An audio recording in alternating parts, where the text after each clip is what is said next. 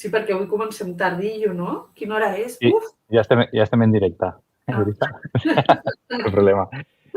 Hola, bona tarda. Benvinguts a la 5a sessió de la subsesa de coordinació digital. Tenim amb nosaltres a la Brisa Nebot, que ens farà d'intèrpret. Bona tarda. Gràcies. I bueno, comencem ràpid. A la darrera sessió l'hem avançat.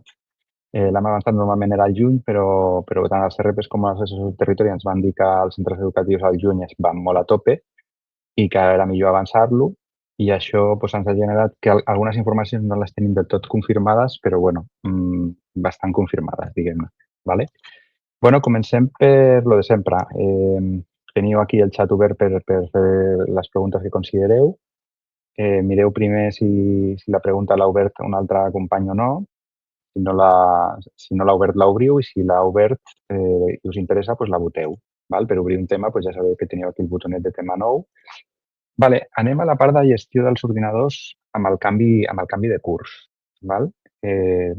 Sempre hem de moure ordinadors, anar a l'Índic, a veure com fem això. Primer de tot, abans d'entrar en el tema de la gestió, som conscients de la lentitud en la reposició d'ordinadors, les queixes de que hi ha retards. Hi ha retards en alguns sistemes operatius més que d'altres, però que hi ha alguns retards significatius. Hi ha més incidències de les que estaven previstes, més incidències que altres anys, i també ens trobem amb temps de reparació més alts. Hem parlat amb els proveïdors i estem al darrere perquè això vagi més fluids, però s'estan encallant. Mentrestant, mentre això s'arregla, estem treballant primer per aconseguir ordinadors d'on puguem. Llavors, el primer, hem tancat la matrícula viva al maig, com tots els anys, es tanca al maig, i podem recuperar 1.478 Windows que serviran per cobrir una gran part de les incidències. Tenim uns 1.600 Windows d'incidències i això cobrirà bastant. Començarem, òbviament, per les incidències més antigues i amb això corregirem ja una part. Després s'han adquirit equips ja també pensant en l'any vinent, en el tema de la regularització de l'any vinent, i tindrem 15.000 equips Chromebooks i 1.200 equips Linkat per ja poder atendre les incidències aquestes que portem enrederides. I també està en procés d'adquisició als Windows. I per una altra banda, s'està iniciant el protocol de recollida. Ja es comença el pilotatge ja mateix, ara mateix, en 44 centres, i es podran recuperar 1.740 ordinadors als diferents sistemes operatius, que també ho he posat en taronja perquè aquests equips segurament sí que no arribaran a aquest últim tram de curs. Però de cara a l'any vinent són ordinadors que podem recuperar. Molt bé. Anem ara pròpiament a la gestió dels ordinadors. Primer de tot, un recordatori dels estats d'Índic. Estat disponible significa que l'ordinador no està assignat a cap docent ni a cap alumne i, per tant, és un ordinador d'estoc. Recordeu que no podeu barrejar ordinadors segons perfils. No li podeu donar a un alumne un ordinador d'un docent ni a un docent un ordinador d'un alumne. Perquè quan es enrola en el sistema, es descarreguen una sèrie de polítiques específiques per cada perfil, de manera que un alumne tindria unes polítiques que li correspondrien a un docent. I això pot generar problemes col·laterals. Després, el següent estat, l'estat per entregar. L'estat per entregar vol dir que ja tenim assignat a la persona aquell ordinador, però encara no li hem entregat a l'ordinador. Això és útil quan tu al juny o al setembre fas l'assignació, però encara no has repartit els ordinadors. O també per a aquells centres que no et deixen que els alumnes es portin els ordinadors a casa. Llavors, el següent per entregar, i al final és un estat que indica que l'ordinador està al centre educatiu sempre. Està en el centre educatiu, que no el té l'alumne. L'estat entregat és que el té l'alumne. El té l'alumne i se'l porta a casa. És veritat que quan està en el centre educatiu, l'ordinador està en el centre educatiu, però l'està custodiant l'alumne, no el centre educatiu. I per últim hi ha més estats, però aquests són els més importants. L'estat reclamat, que és quan una persona ja no necessita l'ordinador, no l'utilitza, marxa del centre, etc. I ha de retornar l'ordinador i no el retorna.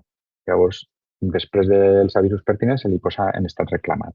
Val? Ja aquí comença el protocol d'avisos, de burofax, de fer denúncies, etc. Bueno, això ho hem de recordar perquè ara parlarem d'aquests estats. En la gestió del canvi de curs d'ordinadors tenim com dos grans accions. Per una banda, reflectir en el nostre inventari índic als estats, que això ens permet, ha de reflectir la realitat. Val? I per una altra banda, hem d'esborrar les dades dels usuaris antics, ja siguin alumnes o docents. Val? En el cas d'índic, si l'alumne o el docent es porta l'equip a casa seva durant l'estiu, no hem de fer res. No hem de fer res. Estarà assignat a aquella persona i tindrà l'estat entregat. Val? Els alumnes que marxin del centre, que canvien d'etapa o que canvien a un altre centre, és molt recomanable no deixar-los a l'ordinador a l'estiu, sinó ja reclamar-los al juny. Val?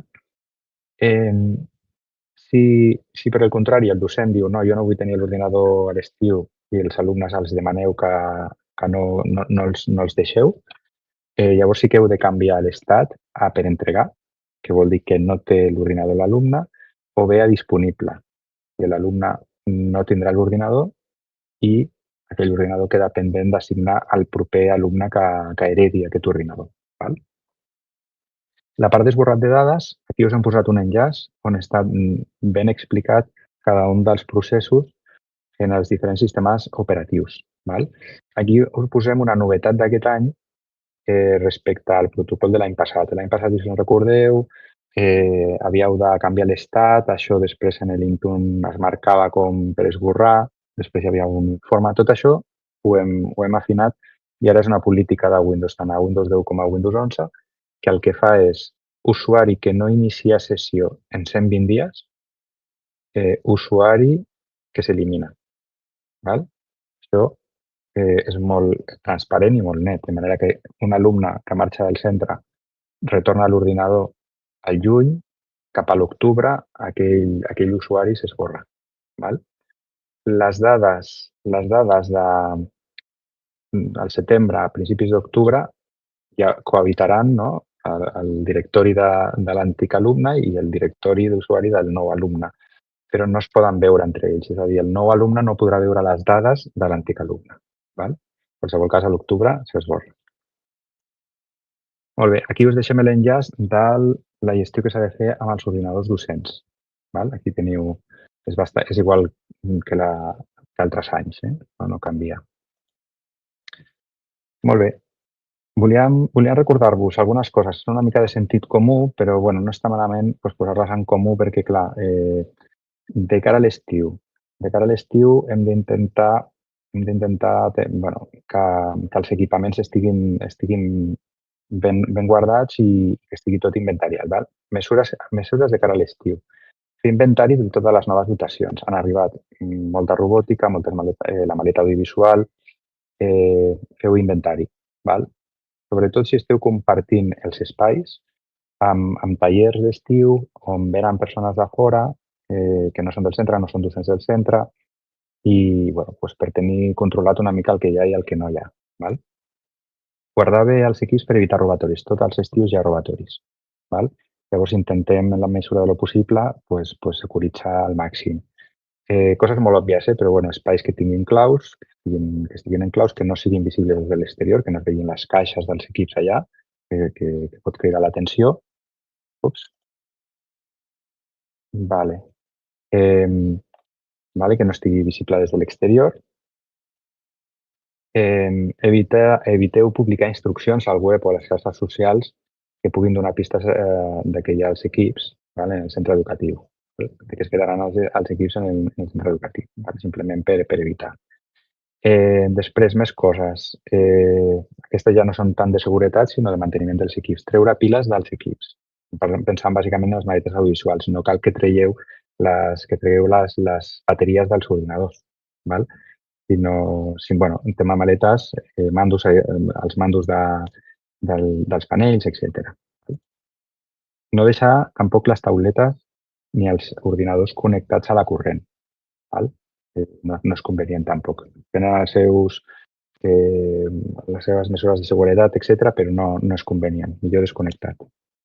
I per últim, el tema dels llapis de panells digitals, els llapis dels panells digitals, doncs, guardeu-los, perquè són fàcils de perdre, fàcils de despapelar.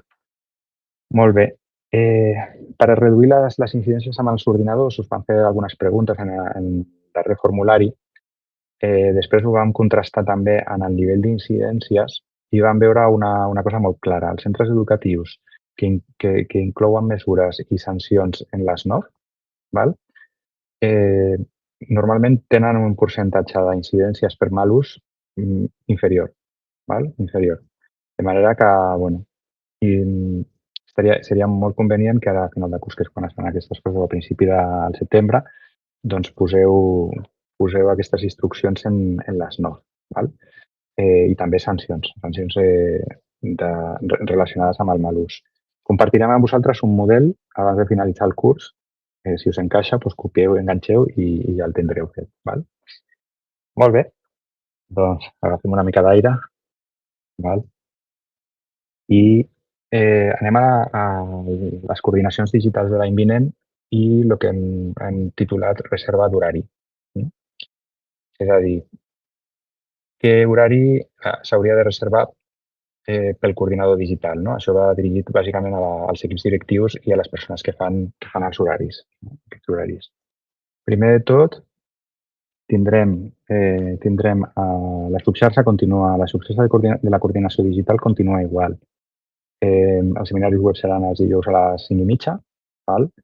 Els que no us enganxa en horari lectiu sempre teniu la possibilitat de veure'l en diferit. I els seminaris territorials encara no ho hem parlat amb els CRPs, però la idea és que continuïn igual. Segurament el CRP no tindrà inconvenient en tenir el mateix horari, perquè així és tot com més fàcil. De totes maneres, això heu de confirmar-lo amb el vostre CRP. Segon horari que heu de reservar, i això heu de parlar-lo amb l'equip directiu i heu de demanar com una condició prioritària dintre d'aquestes condicions i preferències que es fan quan es dissenyen aquests horaris. En principi, es prorrogarà l'horari del preventiu actual, l'horari que té el preventiu actual es prorrogarà. Amb la qual cosa, si ara el vostre preventiu ve dimarts de 10 a 12, doncs és molt probable que l'any vinent també vingui el dimarts de 10 a 12. Canvis, alguns petits canvis pot haver. Primer, els dies de festa de lliure disposició, aquell dimarts de 10 a 12 no podrà venir el preventiu, vindrà un dimecres. Aquell dimecres segurament no us podreu sincronitzar.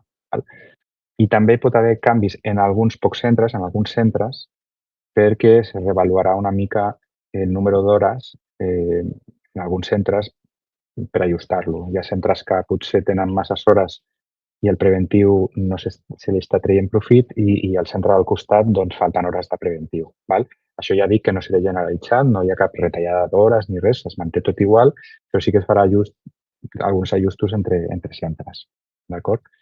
Sobretot, és una condició prioritària, parlem amb l'equip directiu i que aquesta preferència d'horari ha de ser una condició prioritària respecte a altres preferències personals d'altres docents. Molt bé, doncs següent punt, revisió de flux d'incidències d'Atom. En el seminari web passat us vam comentar que havíem tingut una reunió, que anàvem a tenir una reunió amb l'àrea TIC i amb el proveïdor de serveis, SAU i ara Atom, on recollíem les vostres queixes relacionades amb la gestió d'incidències o sobretot el requeriment d'informació redundant i que això fa que les incidències s'allarguin molt, la resolució burocràtica. I llavors ens vam reunir, va haver molt bona predisposició per part de tothom, això s'ha d'agrair a l'àrea TIC i al proveïdor de serveis. I repassem ràpidament el que hem pactat. Primer, que no es demani la confirmació de l'adreça del centre, que era una de les vostres reivindicacions. Doncs el que es farà en el nou Atom és posar un xec que serà obligatori, de manera que no podrem, no podrem enviar la incidència, on direm, vale, aquí l'adreça que marca sí que és l'adreça del meu centre. Això servei ens ho va justificar dient que les bases del departament fins a l'octubre-novembre i no sempre, no per tots els coordinadors digitals, perquè depèn de les direccions, etc., no tenen les dades actualitzades, de manera que hi ha coordinadors digitals que obren incidències i encara consta la direcció de l'any passat, l'adreça de l'any passat. De manera que això pues, ens genera molts problemes. Llavors el que es farà és això, que hi hagi un xec obligatori. Val? La diferència és que ara, si no confirmaves això, no deies que sí, doncs et retornava la incidència dient segur que l'adreça del centre és aquesta? Vale? D'aquesta manera ho evitem. No es demani la confirmació de l'horari de contacte. Aquí el que es farà és, dintre d'Atom, en el teu perfil, podràs definir l'horari de contacte. Val? I d'aquesta manera també, quan vagis a obrir una incidència, t'apareixerà l'horari de contacte i un xec per confirmar-lo. Val? Una altra reivindicació, que no es demani informació sobre l'equip si el sistema ja disposa d'aquesta informació. Val? Això van dir que ok i faran recordatori als operadors d'Atom. Si tens el SAFE, ho tens tot, no em demanis quin sistema operatiu és, no em demanis qualsevol altra cosa. Bé.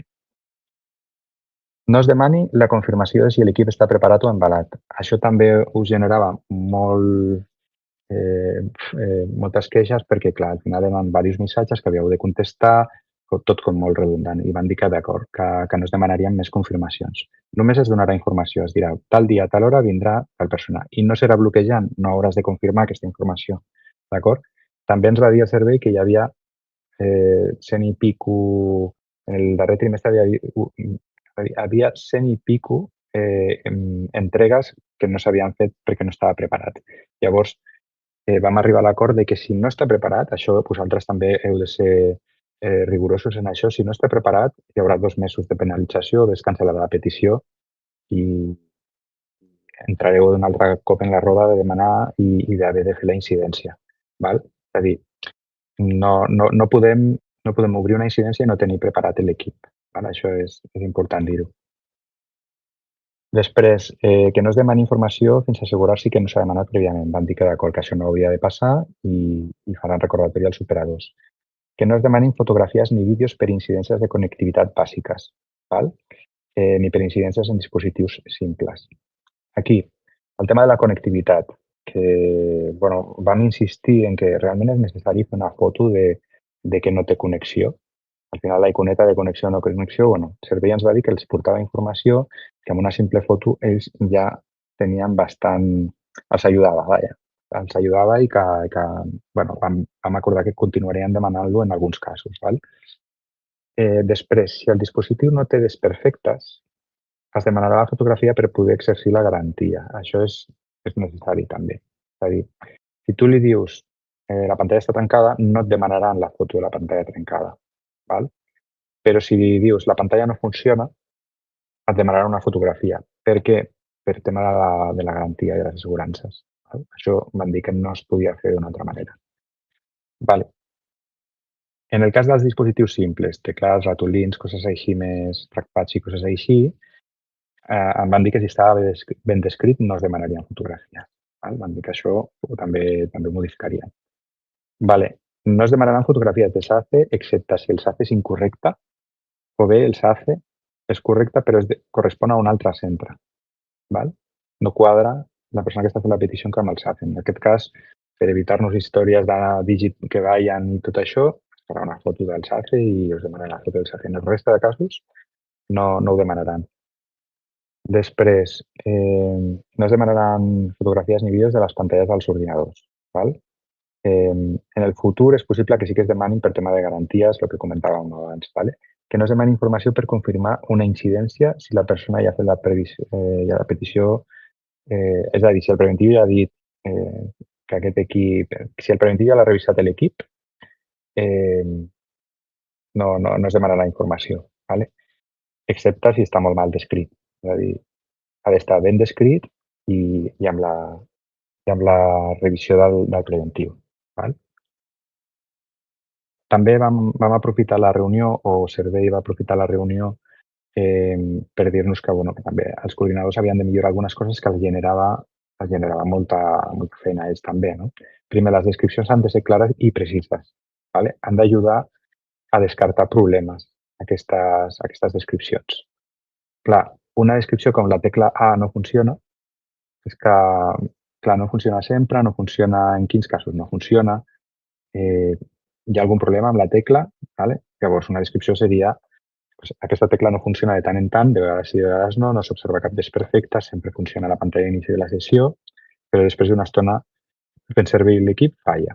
Això ja t'està donant una pista que probablement hi ha un problema amb l'equip que se satura, que té algun problema i vale, és curiós que només sigui la tecla, però ja t'està donant una informació de que és després d'un temps d'ús. Val? Intenteu afinar tot el que pugueu aquestes descripcions. Val? Per exemple, també ens van dir la clàssica descripció que genera molts problemes i que per això fan peticions és no es connecta a internet. Val?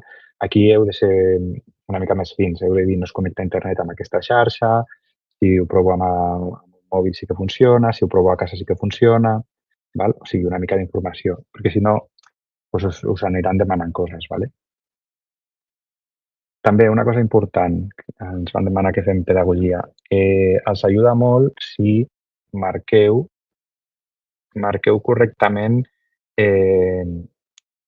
si l'equip té un funcionament incorrecte o és un trencament. Val? Per exemple, aquí us he posat un exemple de lo que no funciona i que els genera un problema i els faran un requeriment d'informació. Aquí el marquem com a funcionament incorrecte, val? Però la descripció diu la pantalla tàctil no funciona, s'observa un cop en la part superior dreta. Clar, si és un cop, no és un funcionament incorrecte, és un trencat. Perquè hi ha un cop, hi ha un desperfecte. Vale? Aquí el trencat en realitat és desperfecte, seria més correcte. Vale?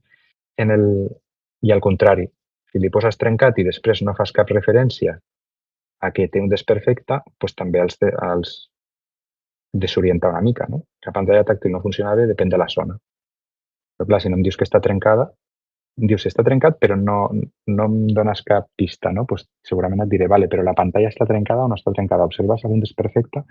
Tot això pues, intentem ser precisos nosaltres també. Vale, el tema de que el preventiu pugui obrir incidències. Vale, això nosaltres des de Cultura Digital ho anem perseguint des de l'any 2021-22 com a mínim, que jo recordi. Vale, al principi no es va acceptar perquè Remedy era com molt complicat fer-ho, el rol de validador, perquè la idea és que el preventiu obre la incidència, la redacta, que depèn de quina incidència doncs té la seva estoneta, i després el coordinador només ha de validar-la. En el moment que la valida, s'envia. Això ho portem al darrere bastant temps. Al principi, per limitacions del Pautic Remedy, doncs que no es podia fer i que era complicat i que no era el moment per altres processos que hi havia engegats en marxa en el 22-23.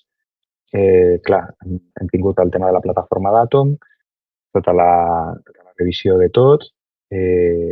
Aquí, en una primera fase, en una primera iteració, no va encaixar això, però ara sí que la idea és incorporar-lo en el flux de validació. Val? Però també cal un acord amb servei de preventiu. És a dir, quan es va contractar el servei de preventiu no estava en les seves funcions el obrir incidències. Això ho feien els coordinadors digitals, pues, parlar amb servei, que no hi hagi problemes, que no hi hagi cap impacte o que no hi hagi derivades sobre això. No? Això estem esperant resposta. Val? Molt bé, doncs fins aquí. Ara donarem pas al Rafa. Ens farem un vídeo en diferit del Rafa, vale? I nos farà una comparativa entre Moodle Classroom i Teams per veure els punts forts i els punts febles de cada una d'aquestes tecnologies. Vale? Per nosaltres les aules virtuals són una de les tecnologies més importants que tenim, de les que millor funcionen dintre de les tecnologies educatives i per això li donem de tant en tant tant pes. Vale? Molt bé, doncs a veure, enxufem... Hola, ara us vull fer una comparativa entre tres tipus d'aules virtuals: Moodle, Classroom, Google Classroom i Teams, Microsoft Teams. Comencem. Aquestes són les tres eines que explicarem durant aquesta comparativa. Moodle com a entorn virtual d'aprenentatge de programari lliure, Google Classroom, plataforma que destaca la seva simplicitat i facilitat d'ús, i Microsoft Teams, que està integrada dintre del servei ofimàtic de Microsoft 365. Dintre de la URL projectes digital o les virtuals que tenim aquí dalt, hem fet una pàgina web on destaquem totes les característiques de cadascuna d'aquestes eines. Hi ha la interacció, hi ha diferents aspectes, com per exemple l'avaluació i l'accessibilitat, que ho teniu amb aquesta URL, de tal manera que us serveixi com a centre educatiu per decidir-vos entre una i altra eina. Anem a veure cadascuna d'aquestes eines per separat. Quina s'ajusta millor a les necessitats del meu centre? Aquest és l'objectiu que tenim per veure si vosaltres us decidiu. L'índex és aquest, anem a treballar-lo. En aquesta comparativa general teniu diferents aspectes de cadascuna d'aquestes tres eines. El tipus de plataforma, Moodle és de codi obert, software lliure, en canvi Classroom i Teams pertanyen a l'ecosistema de Google Workspace i de Microsoft 365. La personalització és molt més alta dintre de Moodle i les altres dues eines està limitada a allò que Google i Microsoft posa dintre del seu ecosistema. La facilitat d'ús, Google Classroom és possiblement la més fàcil de fer servir, tot i que les altres dues eines requereix d'uns coneixements més avançats per fer-les servir. I per últim, el cost. Val dir que Moodle és gratuït i per centres educatius de Catalunya està instal·lat dintre d'Agora i de tal manera que cada centre educatiu pot demanar una instància d'aquest Moodle. Les altres dues eines, tant Google Classroom com Microsoft Teams, és gratuït per centres educatius, tot i que, com sempre s'ha dit aquí, quan una eina és gratuïta, doncs el valor de la gratuïtat són les dades que es fan servir. Les dades de Moodle estan dintre de l'ecosistema d'Agora i les dades de Google i Microsoft estan dintre dels servidors de Google i dels servidors de Microsoft, de tal manera que s'han de llegir les llicències per saber com funcionen aquestes eines. Relacionat amb l'enfocament i la metodologia educativa, Moodle es basa en el constructivisme social. Classroom, la gestió és molt més senzilla, aquells que ho feu servir segurament ja ho sabeu, i Teams destaca per la seva comunicació en temps real. Possiblement, als nivells, és possible que estigueu d'acord o no, però hem posat que Moodle és més adequat per secundària, batxillerat i cicles formatius, Classroom per primària i secundària, i Teams es dedicaria més per batxillerat i cicles formatius degut a la seva capacitat de comunicació en temps real. Els continguts, Moodle està organitzat en mòduls i Classroom té totes les eines de Google i el seu contingut es basa en Google Drive i Microsoft Teams amb el OneDrive. I per l'últim, els rols a Moodle són molt configurables, a Classroom són molt bàsics, realment només hi ha professor i estudiant, i el Teams està en un terme intermig. La interacció i la col·laboració d'aquestes tres eines. Moodle destaca per la seva gran quantitat d'activitats com són qüestionaris, fòrums, tasques, lliçons, wikis, són totes aquestes que podeu veure amb aquesta imatge. I a més, permet la col·laboració a través d'aquests fòrums i wikis i permet gamificar. Google Classroom es tracta principalment d'eines de Google, té un enfocament més senzill, funciona molt bé en temps real amb les eines de Google, per exemple Google Docs o Google Sheets, i no hi ha funcions natives de gamificació. I per últim, Microsoft Teams està centrat en l'avaluació i el seguiment del progrés, combina qüestionaris i tasques i també permet la col·laboració en temps real a través de les eines de Microsoft 365 i la utilització d'insígnies per reconèixer el rendiment dels alumnes. Respecte a l'avaluació i l'accessibilitat, les tres eines incorporen un apartat de notes o qualificacions. Dintre de Moodle, les eines són molt avançades i incorpora informes de qualificació, historial de qualificació, informes resums. Són eines avançades que permeten una gran flexibilitat del qualificador. Google Classroom, al contrari, fa un seguiment bàsic de l'entrega de tasques i participació, que per contra pot ser suficients per segons quins entorns educatius. I Microsoft Teams té un seguiment intermig entre les dues eines, un seguiment més gràfic, amb retraccions en temps real i un informe d'avaluació també centrat en rúbriques i tasques. Les funcions pedagògiques destacades de cadascuna d'aquestes tres eines són les següents. Moodle permet personalitzar les activitats d'aprenentatge d'avaluació molt bé i hi ha una col·laboració síncrona mitjançant fòrums i wikis. En canvi, Google Classroom permet una gestió molt senzilla de tasques i materials i la col·laboració en temps real amb les eines que proporciona Google. I per últim, Microsoft Teams, hi ha una col·laboració en temps real molt potent, amb reunions virtuals, i fa un seguiment molt exhaustiu del progrés amb informes visuals. Respecte als avantatges i desavantatges de cadascuna d'aquestes eines, Moodle, el seu avantatge és que ofereix una gran flexibilitat i personalització, en canvi, requereix molt de temps d'aprenentatge i de configuració inicial per arrencar aquesta eina com a docent. Google Classroom, com a avantatge, és la seva integració amb les eines de Google, que molts estem acostumats, en canvi les seves funcionalitats són bàsiques i ofereix menys opcions. I per últim, Microsoft Teams combina una comunicació síncrona-asíncrona amb eines de col·laboració en temps real de Microsoft, però també requereix una corba d'aprenentatge inicial per utilitzar-les.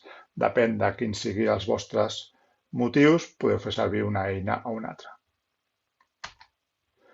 I per últim, dintre de la web que us he dit al principi, hem enllaçat 3 vídeos de cadascuna d'aquestes eines, que són vídeos explicatius per entendre com funciona cadascuna.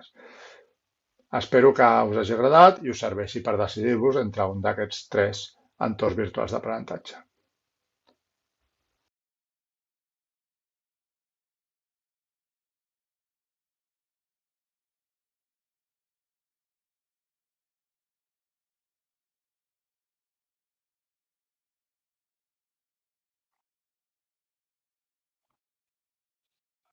Molt bé.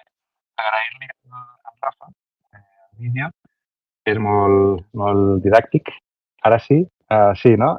Ara sí. Vale.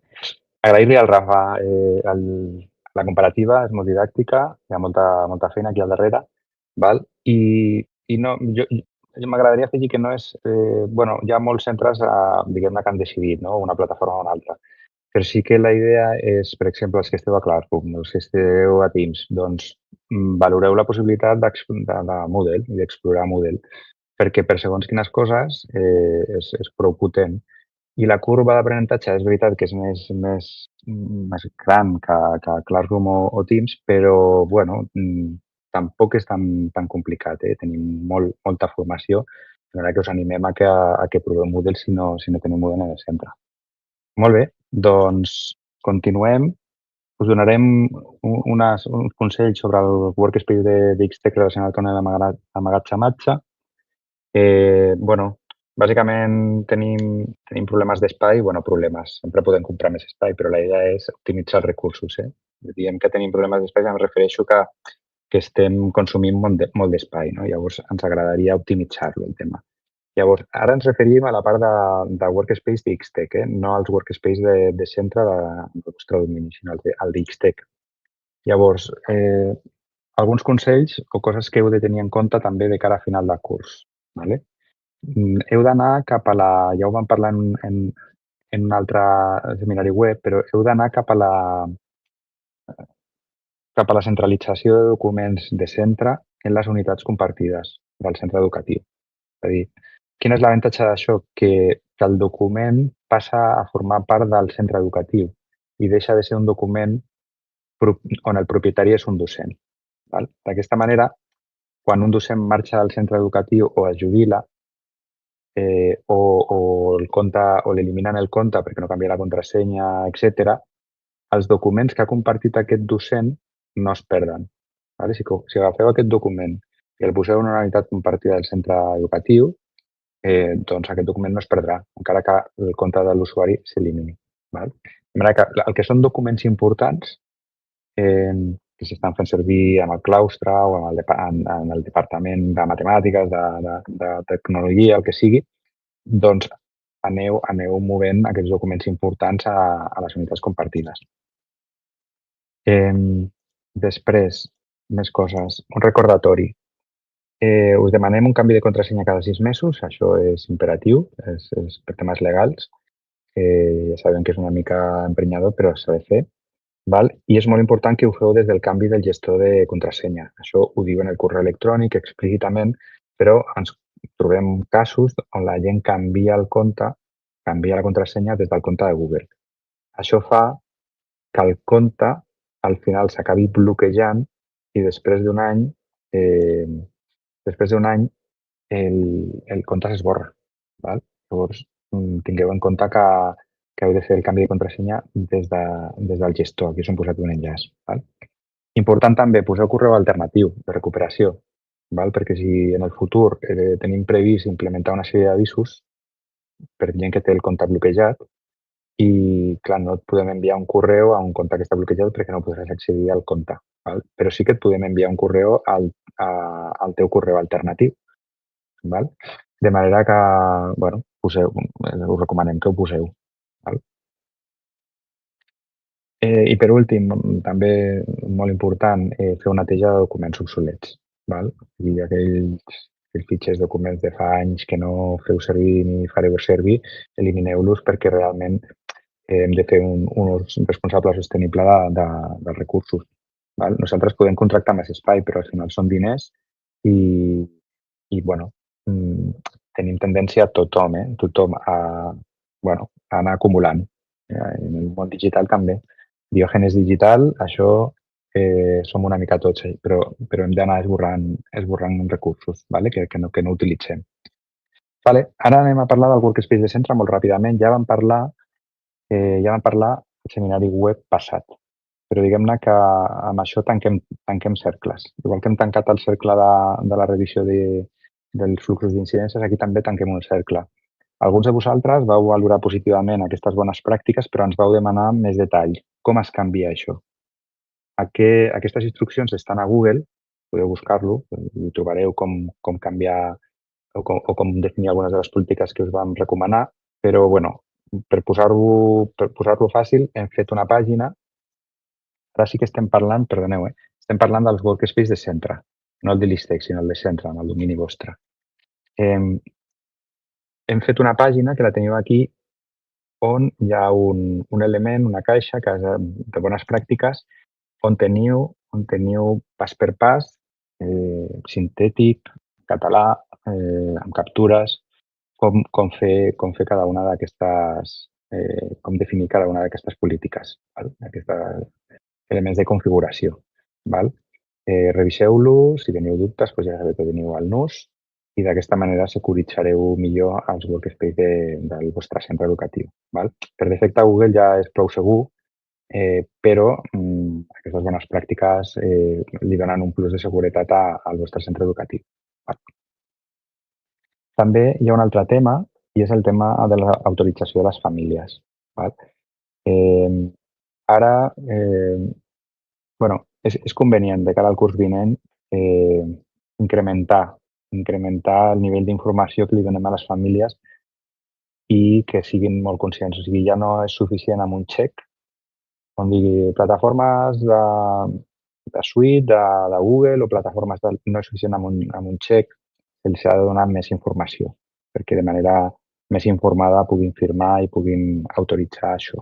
Us hem posat aquí un model que podeu fer servir. És un model del mateix Google que proporciona Google, ho hem traduït, ho hem revisat i aquí teniu l'enllaç. Això idealment s'ha de passar a totes les famílies a principi de curs i que ho firmen. Passem a un altre tema. Fem aire, jo vaig encadenant i... Passem ara als panells digitals. Primer de tot, per fi s'està ja veient la llum en el tema de les actualitzacions remotes. Ja tenim una versió bastant estable, bastant validada, per no dir que està validada del tot, i ara es començarà un pilotatge en diversos centres per veure aquestes actualitzacions remotes, que solucionen molts errors. Simplement que sapigueu que la cosa avança i que comencem a anar bé en aquest tema. Hem publicat els manuals d'ús tant de New Line com de Cinetec. O sigui, els teniu en format web.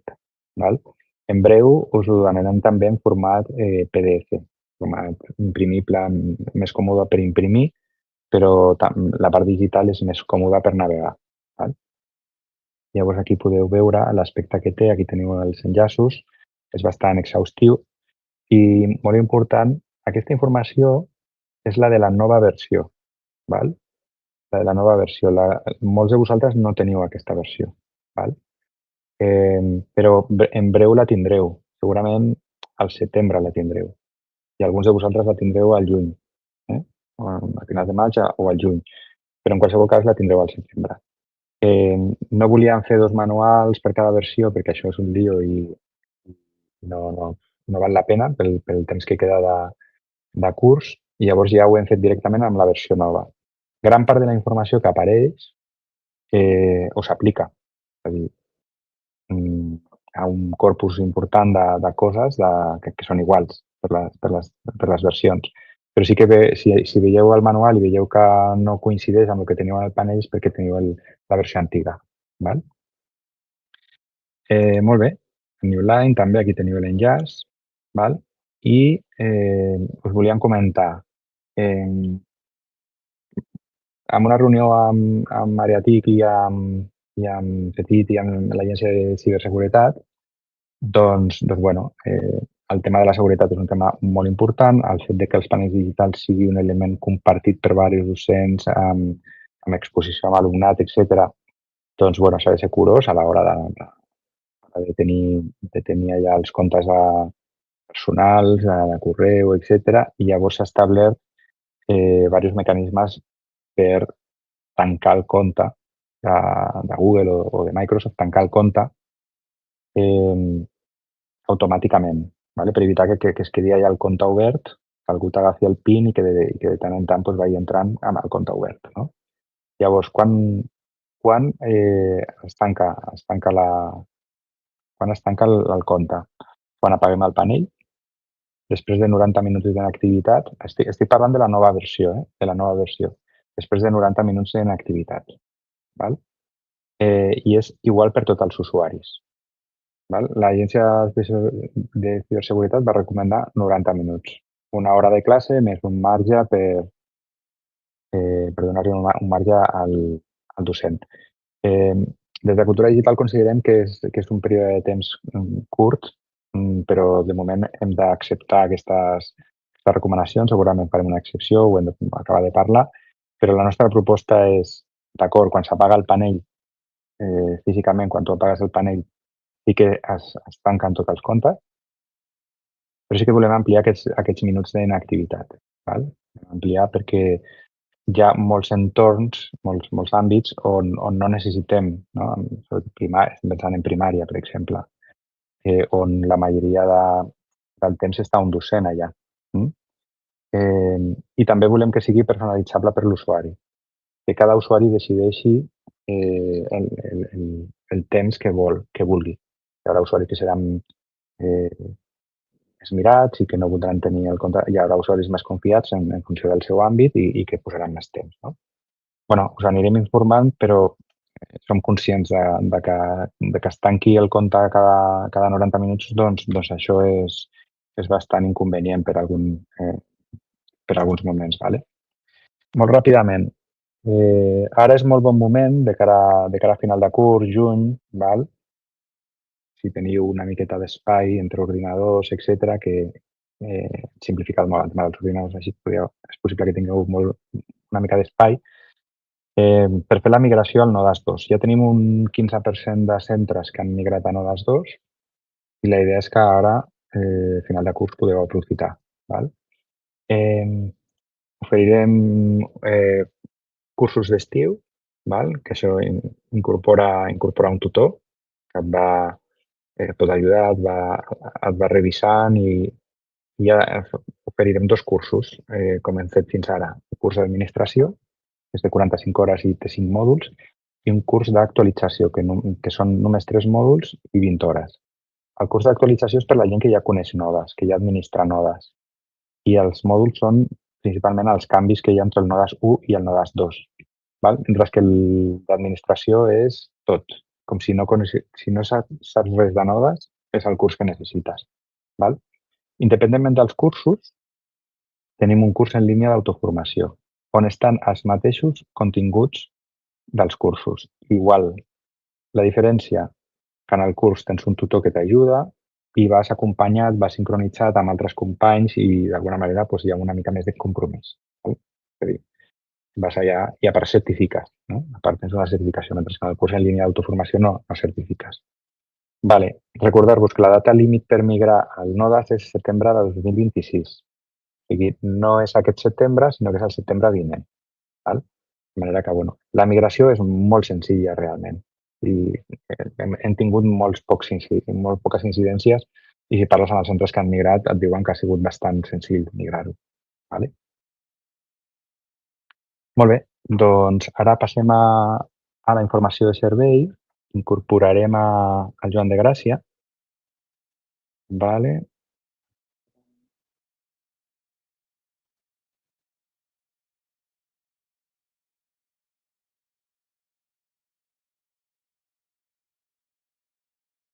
Passem ara a donar la informació de servei. Comencem amb informació relacionada amb els equips Fortinet que fan les funcions de tallafoc dels centres. S'està duent a terme l'actualització del sistema operatiu d'aquests equips, la qual cosa repercuteix en una millora del rendiment i seguretat d'aquests tallafocs. Es tracta, doncs, d'un procés que és transparent als centres. En relació al servei Wi-Fi, comentar que s'ha estabilitzat el funcionament dels servidors que validen les peticions de connexió a la xarxa Wi-Fi. Recordeu que per tal d'establir una connexió Wi-Fi al centre, l'usuari que feu servir, l'usuari W, o sigui, del codi de centre, doncs aquesta petició ha de sortir del centre cap a internet, cap a aquests equips que validen les peticions i en el moment que l'equip dona el vistiplau ja es pot establir o ja es pot connectar l'equip a la xarxa Wi-Fi. Que s'hagi estabilitzat el funcionament d'aquests equips es tradueix en una millora de les connexions dels equips del Pla d'Educació a la xarxa Wi-Fi del centre. Està previst que hi hagi nous servidors per millorar i donar resposta a la connectivitat dels equips del Pla d'Educació Digital. Aquesta ampliació de servidors ha de permetre que a futur els centres Cisco, els centres que tenen electrònica Cisco, puguin disposar de la Wi-Fi GenCat Enzedu Portal, és a dir, del portal captiu. Ara per ara, només els centres que tenen electrònica Aruba tenen disponible aquest portal captiu. Cal recordar que la Wi-Fi GenCat Enzedu Portal l'hauria de fer servir l'alumnat i professorat del centre i que caldria deixar la Wi-Fi GenCat Enzedu per elements d'infraestructura, com ara els panells digitals. Ara passem a fer un petit recordatori sobre les xarxes GenCat Enzedu Lab, que, com recordareu, és una xarxa oculta que s'utilitza per connectar elements de robòtica i d'altres dispositius de caire educatiu, i la xarxa GenCat Enzedu Edifici, que s'utilitza per donar servei a dispositius com ara calderes, plaques solars, elements d'IoT, etc. Cal fer peticions a través d'Atom per sol·licitar la connexió de nous dispositius a aquestes xarxes. Quan obriu una petició, a Atom apareixerà l'opció Gestió i control de dispositius d'accés a la xarxa. Caldrà descarregar el full de càlcul formulari perfilat educació i caldrà emplenar-lo amb la informació que demanin, és a dir, nom de la Wi-Fi, MAC adres del dispositiu, etc. Aquí teniu una captura de pantalla del full de càlcul. Només recordar que a la petició és obligatori adjuntar aquest full que heu descarregat, que heu emplenat, doncs cal adjuntar-lo a la petició que feu a Atom. hi ha un camp específic, una opció, que és obligatòria. Per tant, si no s'adjunta el fitxer, no us deixarà continuar en el procés de sol·licitud. I ara passem a esmentar les incidències relacionades amb servei. Pel que fa al servei Wi-Fi, va haver-hi caigudes d'aquest servei els dies 18 i 20 de març i el dia 29 d'abril, el dia després de l'apagada elèctrica, hi havia enregistrades 35 incidències de connectivitat. L'altra incidència que esmentarem està relacionada amb els panells New Line i el fet que aquests panells no es veuen a Radix. Radix, per fer un petit recordatori, és l'eina que es fa servir per a la gestió centralitzada dels panells digitals. En aquest cas, si vosaltres no veieu aquests panells a Radix, doncs obriu una incidència al SAU. Tot seguit us donarem informació sobre l'estat de l'actualització a Windows 11. Com recordareu, vàrem dir en anteriors subxarxes que estava previst de fer el desplegament de Windows 11 per internet, és a dir, l'actualització dels equips que tenen Windows 10 es faria per internet. Bé, aquesta actualització en línia està aturada a l'espera de trobar una solució a la pèrdua de credencials de la Wi-Fi Gencat N0. El procés d'actualització Windows 11 es du a terme d'una forma correcta, no s'ha detectat cap problema. El que s'ha vist és que un cop s'ha actualitzat a Windows 11, s'ha de tornar a introduir les credencials de la Wi-Fi Gencat N0. Aquest és el motiu pel qual s'ha aturat l'actualització per internet dels equips a Windows 11. Com veieu a la pantalla, l'estat actual d'equips en Windows 10 i Windows 11 tenim més de 195.000 equips en Windows 10 22 actors, que el que vol dir és que aquests equips són susceptibles d'actualitzar-se per internet a Windows 11 i teniu més de 166.000 equips ja en Windows 11, que corresponen bàsicament a remaquetacions dels equips. Hi ha al voltant de 2.700 equips que no tenen suport, que aquests en algun moment s'hauran de remaquetar. Quan tinguem més informació ja us la farem arribar. El que s'ha de tenir present és que aquests equips no es deixaran, aquests equips en Windows 10 no es deixaran sense suport, són equips administrats i són equips que estan suportats. Per tant, en aquest sentit no us heu d'amoïnar. Ara us donarem informació relacionada amb robòtica i en concret amb l'entorn Arduino Blocks, que feu servir per programar plaques Arduino compatibles a ESP32. Bé, està prevista la publicació d'un nou portal anomenat StateMaker Blocks, que és una evolució del portal Arduino Blocks, que ja coneixeu. A la jornada Robolot 2025 d'aquest proper dissabte, que es farà a Olot, el seu desenvolupador, en Juan José López, farà la presentació d'aquest nou entorn de programació.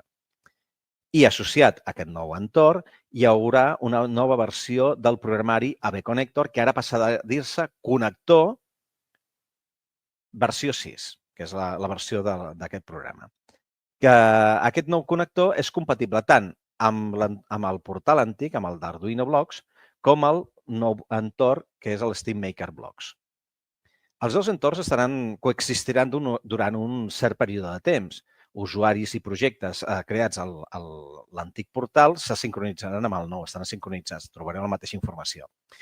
El que sí que s'aconsella és de fer servir la nova versió del connector, ja que és compatible amb els dos entorns de programació.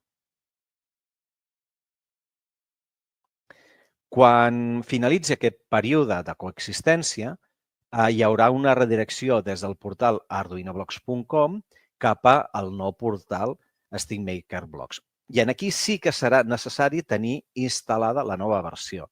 La previsió que hi ha és que de cara al nou curs ja estigui en marxa únicament la nova versió del portal, la versió del portal de StateMaker Blocks. Per què fa a la disponibilitat del programa Connector versió 6, la posarem a dins del Company Portal, ara no hi és encara, però estarà disponible en breu, d'acord? Pel que fa a l'INCAT, doncs hi avisarem, però per actualitzar el connector s'haurà de fer servir l'eina AB Connector Installer que hi ha al menú de robòtica perquè s'instal·li la nova versió i aquesta acció l'ha de fer l'alumne, és a dir, no cal ni permisos d'administració ni que passi ordinador per ordinador, simplement el mateix alumne, clicant aquesta eina, forçarà l'actualització cap a la nova versió del connector. Finalment, per Chromebooks, primer cal recordar que hi ha dos tipus de Chromebooks distribuïts dins del Pla d'Educació Digital que tenen processadors x64 i ARM. D'això ja n'hem parlat amb alguna subxarxa i la novetat és que hi haurà disponible dos tipus d'instal·ladors. Un que incorpora les eines de compilació d'Arduino, el mateix paquet pesa una mica més, però ja les eines de compilació ja les té, i un altre instal·lador que es descarrega les eines de compilació des d'internet. Per tant, i això sí que és una captura de pantalla del nou entorn, veieu que hi haurà disponible 4 paquets. Ja donarem més, quan s'hagi obert el portal, ja explicarem quina és la millor opció o quines diferències hi ha entre un i l'altre. Al cap i a la fi, us ha de permetre programar les plaques des dels equips Chromebooks. I ara us donem una recepta sobre com tancar l'accés a la botiga d'aplicacions de Microsoft, la Microsoft Store, per tal que no es pugui instal·lar programari des de la connexió de centre. Això fa referència als equips Windows al Pla d'Educació Digital.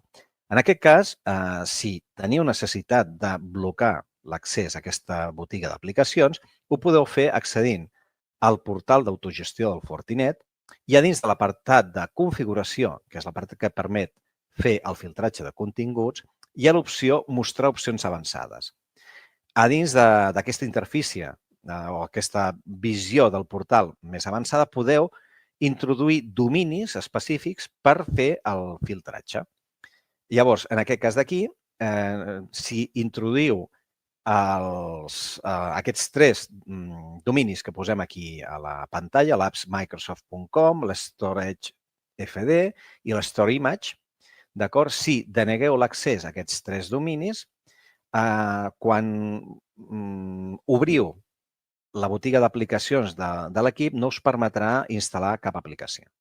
D'acord? És un recurs que donem en cas de que voleu limitar o restringir la instal·lació de programari en els equips del Pla d'Educació Digital. I per finalitzar aquesta secció, donarem unes estratègies per al professorat itinerant que imparteix docència en més d'un centre, com ara docents d'una a 0. En aquest sentit, hem recollit la informació que ens heu aportat en ús i que trobem interessant. Comencem, doncs, pel servei d'impressió. Si heu de fer servir el servei d'impressió, és a dir, les fotocopiadores Konica Minolta en més d'un centre, podeu utilitzar l'eina Configura Impressió que teniu disponible als equips Windows de docents. Només caldrà que introduïu el codi de centre i ja tindríeu el servei d'impressió configurat per a aquell centre. En el moment que canvieu de centre, torneu a llançar l'eina, torneu a posar el codi de centre i ja podríeu imprimir des de l'altre centre. Pel que fa a l'accés a la Wi-Fi, si només voleu accedir a internet, l'opció està clara, és EduRoam. No ens compliquem. Ara bé, EduRoam no dona accés als serveis del centre i si teniu necessitat d'imprimir o bé accedir al servidor de centre, llavors us heu de connectar a la xarxa Gencat Enzedo. El problema que hi ha és que quan la Gencat Enzedo depèn del codi de centre, llavors quan canvieu de centre aquella configuració no us serveix. Llavors, una de les propostes que hem recollit de NUS consisteix en configurar la Wi-Fi Gencat Enzedo com una Wi-Fi oculta, de forma que es crea un perfil per cadascun dels centres. Llavors, tindríeu al gestor de xarxes els diferents perfils de Wi-Fi de la Gencat Enzedo. Aquesta configuració li podeu demanar al preventiu que us la faci. També hi ha la possibilitat de fer servir un programa que és freeware, que és gratuït per al seu ús, que es diu NetSetMan i que permet mantenir diversos perfils de la xarxa Gencat Enzedo. Cada perfil correspondria amb una connexió a cada centre. Finalment, i si feu una petició al SAU, podeu fer servir la xarxa Wi-Fi Gencat Enzedo ADM, que és una xarxa oculta, i que fa servir les vostres credencials GCard. D'acord?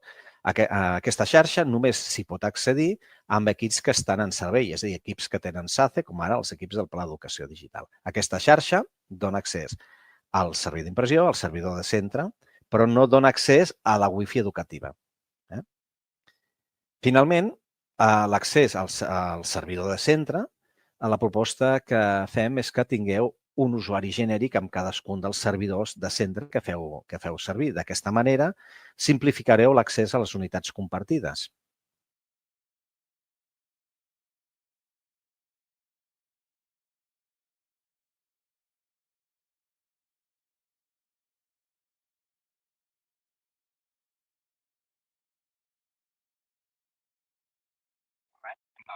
Gràcies al Joan de Gràcia per donar aquesta informació. Ara passem, ja estem en la recta final del seminari. Anem a la part de certificació de la CDC, és l'última sessió, després haureu de fer la territorial associada, i recordem els requisits i parlem de l'artefacte, de les activitats, etc. Els requisits, per una banda, 10 hores del seminari web, que avui ja tancaríem. Després teniu territorials, també teniu 10 hores amb una assistència del 80%. Després, participació en el NUS, un temps estimat d'unes 4 hores durant tot el curs, que aquí teniu els requeriments que heu de complir.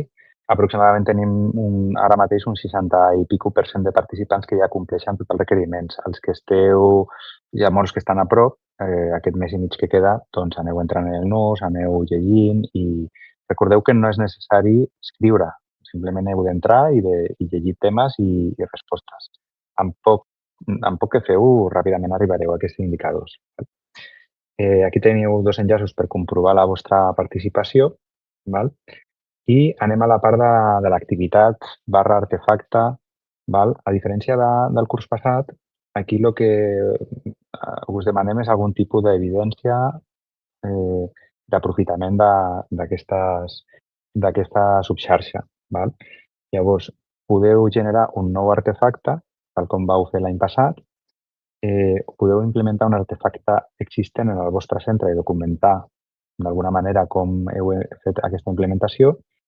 I una tercera possibilitat és que el CRP us proposi algun tipus d'activitat, la feu, el CRP la valida i ja està. És a dir, el CRP valida tot, El CRP és el que ha de validar cadascuna de les 3 opcions. Llavors, aquí teniu l'enllaç del repositori d'artefactes. Ja hem habilitat el formulari. De fet, ja està habilitat, però ara li donem publicitat perquè ho pugueu omplir. En aquest formulari us demanarà un token, un número, que us ha de donar el CRP. La idea és que vosaltres primer l'ensenyeu l'artefacte al CRP, el CRP ho valida, diu, té la qualitat suficient, està treballat, ok, ho donem per bo, et donarà un numeret i aquest numeret és el que farà que quan envies el formulari aparegui publicat. Una cosa molt important perquè ja tenim com 40 i pico artefactes d'aquest curs i ja hem vist que hi ha alguns que no tenen els permisos adequats. És a dir, moltes vegades no comparteixen un document o una carpeta i quan vas et diu necessita sol·licitar accés. Sol·licitar accés. Recordeu-vos de posar-lo com a públic, el recurs, compartit per tothom, perquè si no, no ho podrem veure o us estarem donant la tabarra de donar accés. També us volíem plantejar una cosa, ho tindreu en el formulari d'assistència, per cert ja està obert. Us volem plantejar una cosa, perquè sí que hem tingut opinions de tot i gent que està també molt cansada, s'entén perfectament, i que diu, per què he de fer un artefacte? Per què he d'entrar en el NUS? Ja tinc molta feina, no em facis fer més feina. Això ho entenem perfectament. Però, clar, les hores de certificació són les hores de certificació, evidències es demanen per totes les formacions, parlarem en formació a veure si podem canviar això. Llavors, us proposarem 2 opcions. Una, 20 hores de certificació, on no heu d'entrar al NUS, no heu de justificar aquestes hores de NUS, ni tampoc heu de penjar qualsevol tipus d'artefacte, ni activitat, ni recurs extra. O bé 30 hores i seguim com estem. Teniu un formulari, en el formulari d'avui ompliu i en funció dels resultats valorarem també en l'equip i mirarem a veure què fem. Nosaltres sí que volem potenciar el NUS. Ens sembla molt interessant el tema dels artefactes perquè al final esteu compartint coses que fan les coordinacions, però ara tenim 800 i pico artefactes i segurament arribarem als 1.000 considerem que és un bon número. Cobrim gran part dels àmbits de la coordinació, amb la qual cosa potser podem descansar un any ¿vale? És a dir, valorem-ho entre tots. ¿Vale? Molt bé, ràpidament. Ja portem una horeta i en retard, així que anirem ràpid. Intel·ligència artificial en l'educació és una secció fixa. La intel·ligència artificial és algo que ha vingut molt fort i pisarà molt fort en l'educació. Hem d'estar molt enxufats tots en aquest tema perquè és un tema molt important. Tindrà molt impacte. Llavors, el Miguel Ángel Fuentes publicava l'altre dia en el NUS que les proves PISA 2029, les proves PISA tenen molts detractors, però bueno, sí que marquen una mica la línia de... Bueno, és un indicador més, deixem-ho aquí.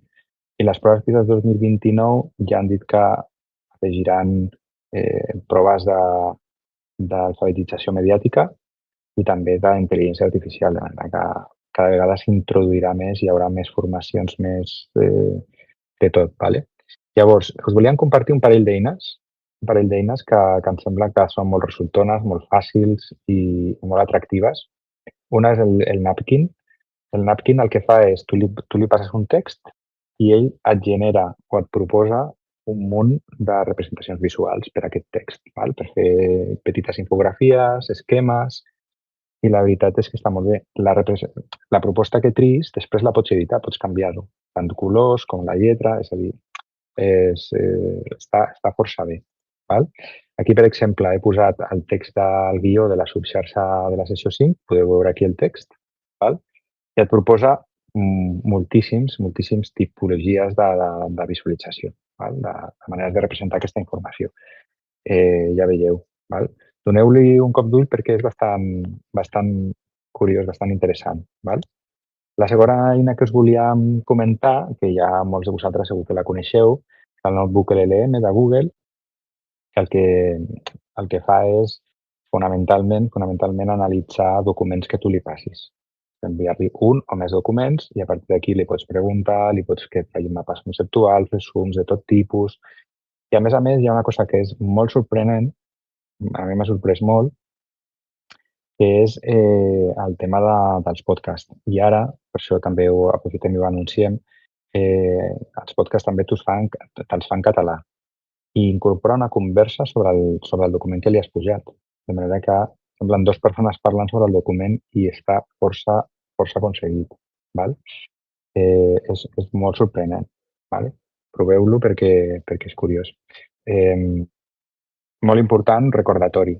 Vale? Sempre que treballem en intel·ligència artificial, no pengeu documents ni dades personals ni d'alumnat ni vostres perquè això va a servidors que ja sabem que aquestes dades, tot i que les condicions t'ho diuen unes coses i tal, nunca mai saps si realment millor no utilitzar dades personals ni documents en informació sensible. Val?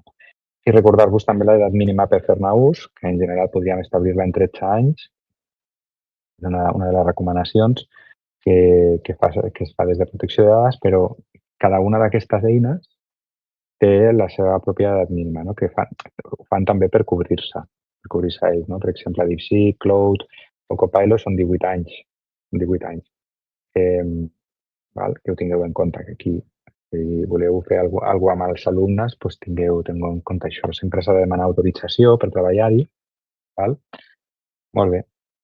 Doncs passem, relacionat amb la intel·ligència artificial, volíem destacar un fil, un parell de fils i un vídeo. Hi ha un fil que van obrir sobre la detecció d'e-còpia amb intel·ligència artificial. No? Tenim els alumnes que utilitzen intel·ligència artificial per fer els deures, per entregar redaccions, resums, etc.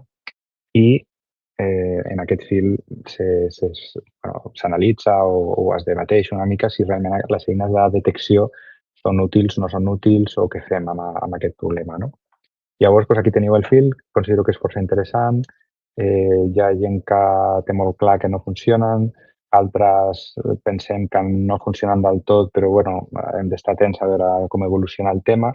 I el vídeo és un vídeo de Cristian Negre que està dinamitzant uns debats, unes tertúlies entre docents, unes converses entre docents força interessants i en aquest cas el de la intel·ligència artificial i la detecció de plagi venia molt bé, no? I el va titular com Estan fent trampes i ho vaig trobar superinteressant i aquí us la compartim. Un altre fil, una altra eina que ens va compartir el Marc Santana, que és el Bridge Teaching, que és una eina bastant potent. Doneu-li un cop d'ull perquè és força interessant. Tots els temes d'intel·ligència artificial els podeu buscar, igual que altres temes, buscant aquí en el cercador i apareix l'etiqueta intel·ligència artificial i aquí teniu tots els temes, la llista de temes. Estem acabant. Anem a la part final ja del NUS. Ja som 14.000 docents. És la xarxa telemàtica, la xarxa en línia més gran docent de Catalunya. Així que, està molt bé. Aquest any han entrat 3.500 usuaris.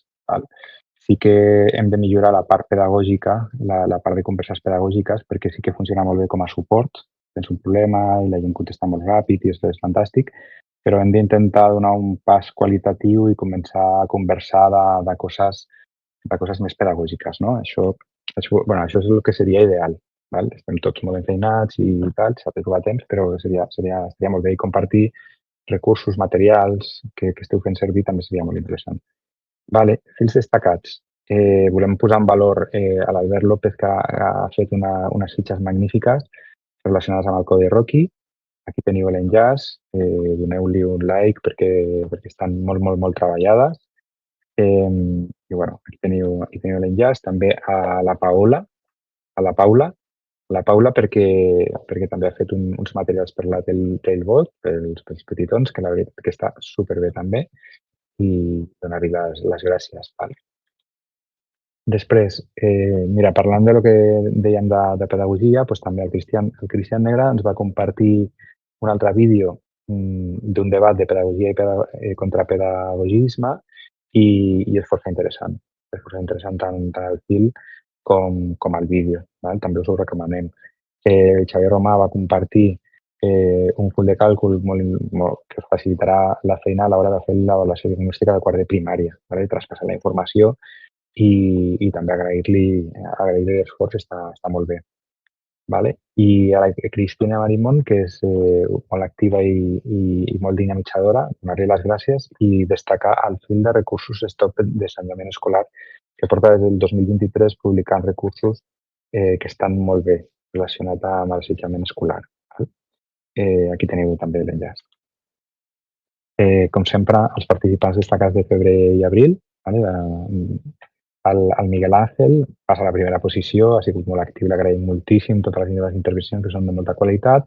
El José ja és un sospechós habitual, sempre està en les primeres posicions. La Cristina, l'Enric, la Mat, el Marc, el Félix Ramon, l'Albert, l'Aleix, el Josep, un altre Josep, el Cristian, la Maria Elena i l'Albert. Moltes gràcies.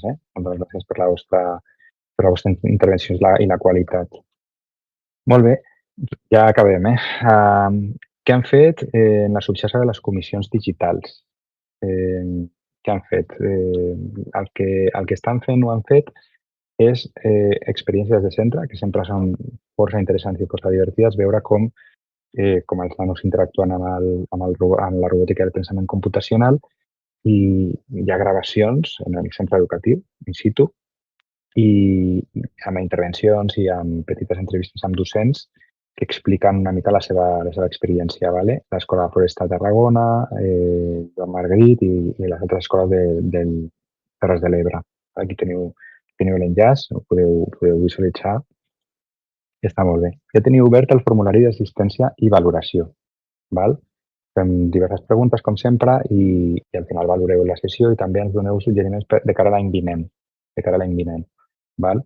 Ens ho llegim tot, el que passa que moltes vegades no podem aplicar els suggeriments o ens costa o els tenim en el full de ruta i no arribem, per un tema de recursos i de temps, però llegim tots els suggeriments. Això ho heu de tenir per segur. Molt bé, ho teniu aquí, el formulari.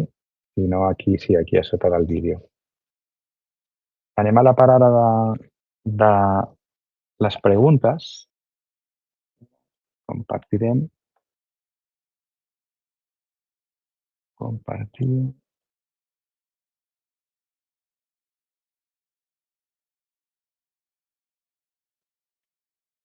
Un segon, que hem perdut a la Brisa. Ara recuperem a la Brisa. Ah, vale. Clar, que... sí, sí. Molt bé. Anem als temes. Ordenem per vots, portem, a veure, 1 hora i quart. Anirem ràpid, vale? Tenim diverses reivindicacions dels coordinadors en lluita, les llegirem perquè bueno, per donar-los visibilitat és important. Els coordinadors digitals, volem saber si l'àrea de cultura digital pot transmetre i deixar constància de manera urgent d'aquells aspectes en els que no podeu actuar però que són imprescindibles si el Departament d'Educació vol que les coordinacions digitals segueixin funcionant. Exigim augment retributiu substancial de manera immediata. Ja us hem dit que no estan dintre del nostre àmbit, però tornarem a fer una acció, ho anem recordant sempre que podem a diferents persones que estan en aquest tema, però farem una acció concreta ara al final de curs per recordar i per refrescar que ho tenen molt clar i també Coordinadors en Lluita també està parlant amb aquestes persones, però nosaltres ho farem també des de Cultura Digital. Agafarem totes aquestes exigències i les posarem negre sobre blanc. Serà una mica redundant, també us ho dic, però ho farem. Així que, vale.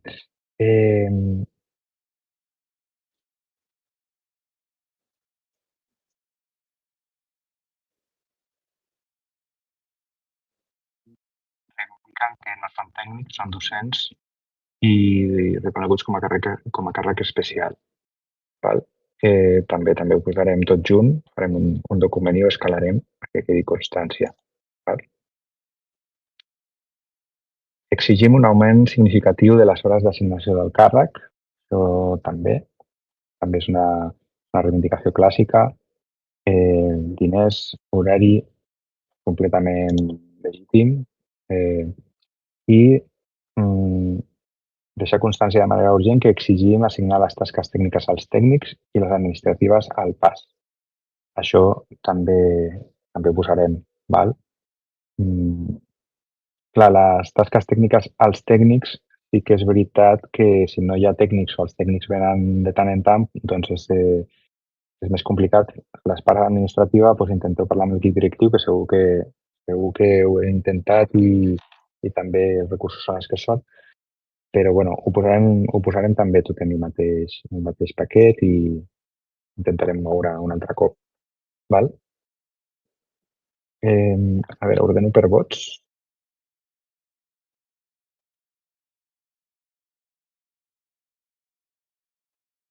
Certificació digital. Per què no poseu opció nus? Sí, artefacte no. Perquè a mi m'agrada el nus, però l'artefacte suposa massa càrrega si vols fer alguna cosa amb cara i ulls. Doncs mira, aquesta opció no l'havíem plantejat. Això mateix he posat al formulari d'existència d'avui. El nus és útil. Correcte.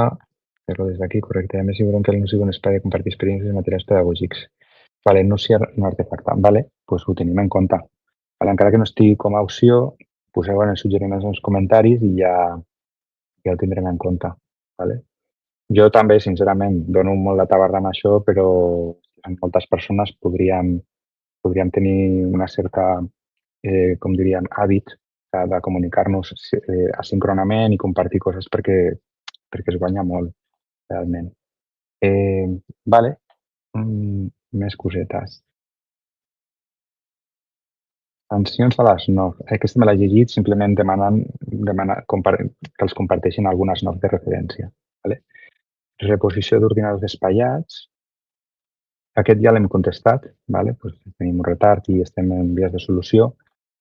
El tema dels equips d'administració també me l'he llegit i aquest sí que queda molt fora del nostre àmbit d'actuació. Heu de parlar amb el vostre gestor TIC. Això sí que és que nosaltres ja els ordinadors del Pla d'Educació va ser impulsat pel Pla d'Educació, que és Cultura Digital, bueno, és el departament, però diguem-ne que va partir de Cultura Digital, i d'alguna manera ens hem responsabilitzat en part del desplegaments i tota la informació, etc. Però és que això ja queda molt fora d'això, és ariàtic puro i duro. ¿Vale? Molt bé. El tema de les contrasenyes. Podrien unificar usuaris i contrasenyes Istec i Gicar. Bueno, el Marc ja ha contestat. Moltes gràcies, Marc, que sempre estàs al peu de canyó i ens ajudes moltíssim. Vale? Són sistemes d'identificació independents. No vull avançar res, però sí que en el futur sí que es vol tenir com una contrasenya mestra, però és veritat que el Gicar està molt vinculat també a l'entorn administratiu, a l'ATRI, etc. Vale? O sigui que no sé si es podrà arribar a unificar. Vale? Reclamació d'equips no retornats. Aquest sí que me l'he llegit també, tota la raó, Marc. Tens tota la raó i ho hem parlat internament.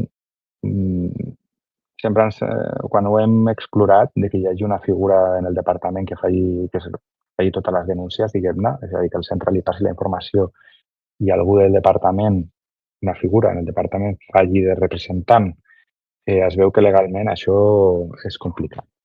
De totes maneres, ho tornaré a moure, ¿vale?